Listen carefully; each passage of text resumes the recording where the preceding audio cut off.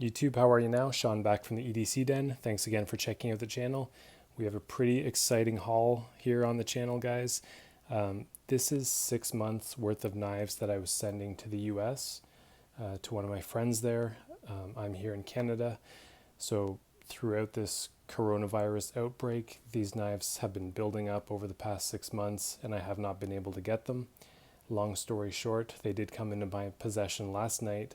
So about 15 knives here, 6 months worth of my orders, all arrived in one night. Just going to take a quick moment here to ask you guys to subscribe if you're enjoying the content. There's a lot of knives that you're seeing here on the table that are going to be pretty interesting, pretty nice to look at.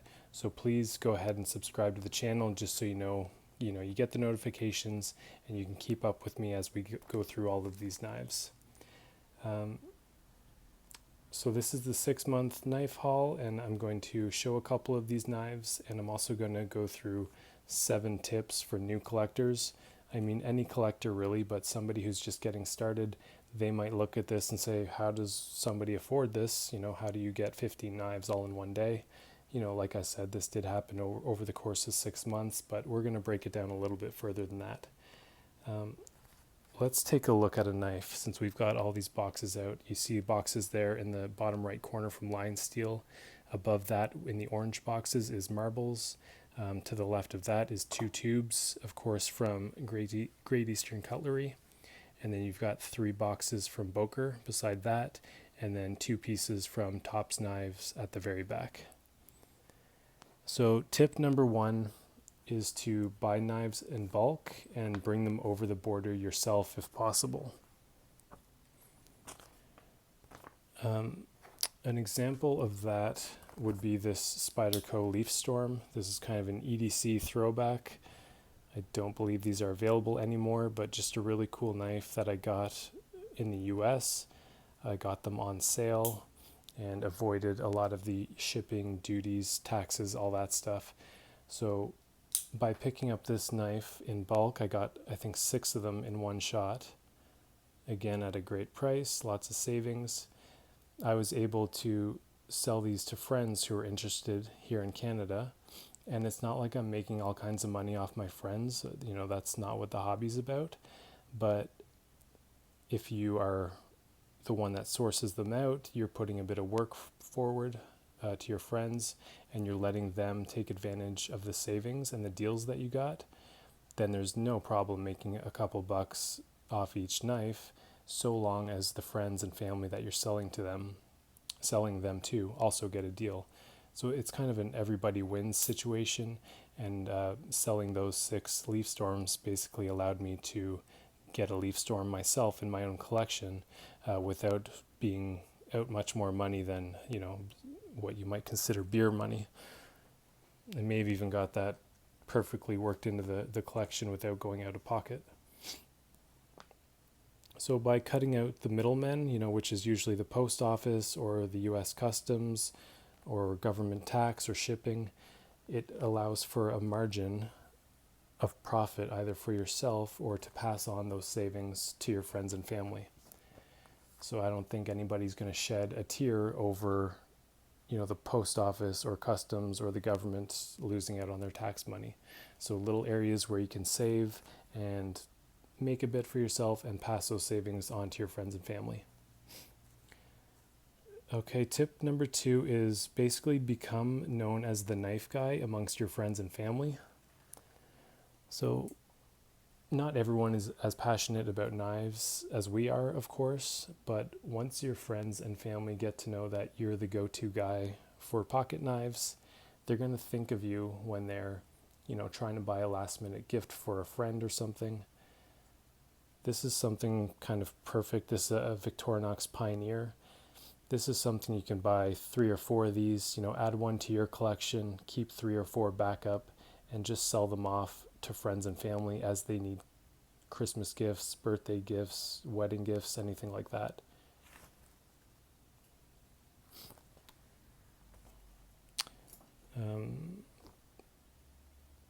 Basically you're letting your friends and family benefit from the deals that you get, and everybody wins.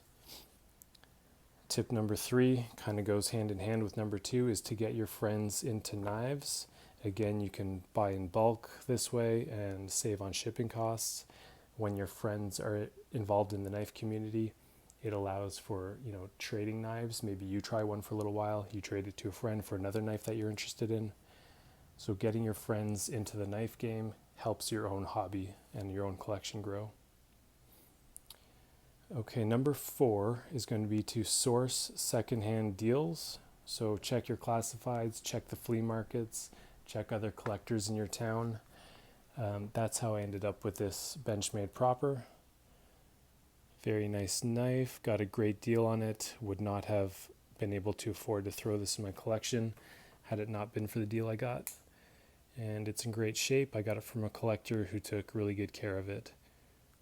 So that's another way to grow your collection and get some pieces that you may not otherwise be able to add to your collection.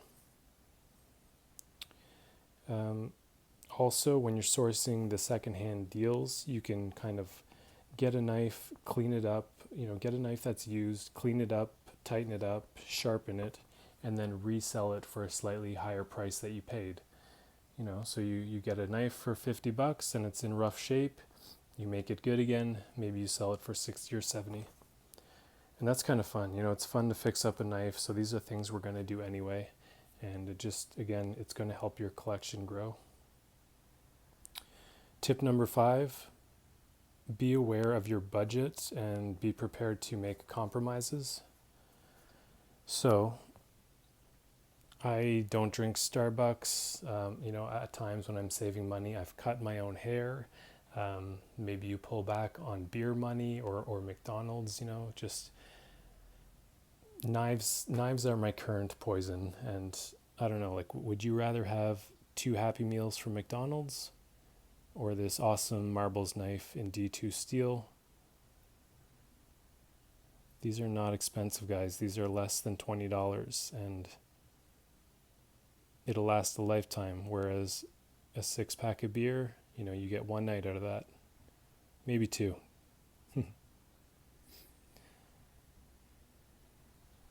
So knives are my poison. I cut out the rest of the stuff that I don't really need these days, and I do focus on my collection. This YouTube channel is new, so I'm maybe investing a little bit more than usual. In the past, I've gone years without buying a knife, and I'll touch on that again in a second. Tip number 6 is to have 2 collections. And what do I mean by that? Well, have your collection of knives that you're never going to part with, but then also have in your collection knives that you're willing to flip or to trade or to sell. So collection 1 is the pieces that are never going to leave your collection unless you're having some sort of financial emergency. And collection number 2 is the knives that you're flipping and possibly making a little bit of profit on. This knife here, Santa Fe Stoneworks, I did a video on this. It's very important to me because I got this knife when I got married.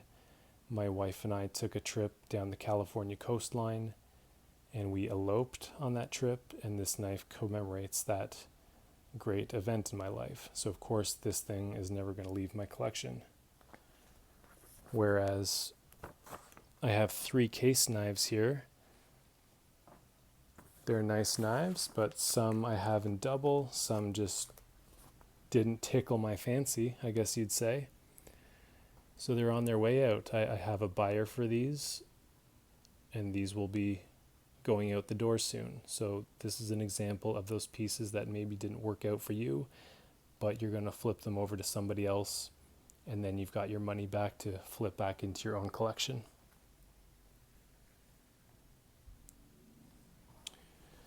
Okay, tip number 7, last tip, know when to slow down. So sometimes we have to pump the brakes on the collection.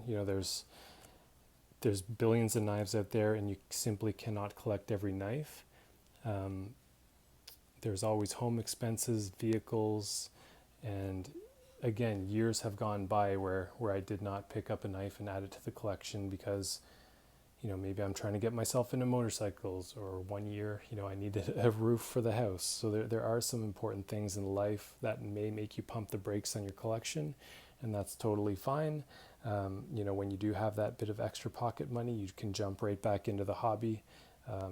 You're not going to miss out if you miss one of those crucial knives. It's just all that much more fun to hunt it down and to get it retroactively. But yeah, it's just a little word of warning or disclaimer, I guess, is just be aware of what you're spending and know when to pump the brakes on the collection when you have to. All right, guys, so that is the 7 tips I have. There's the giant knife haul for the past 6 months that we're going to be getting into on the channel. Again, if you guys could please subscribe to the channel and stay active in the comments. Let me know what you're liking, what you're not liking. And the subscription is really important, just so you guys can keep up with me as I go through this haul of knives. All right, guys, so as you can see, plenty more to come on the channel, and we will see you very soon. Take care.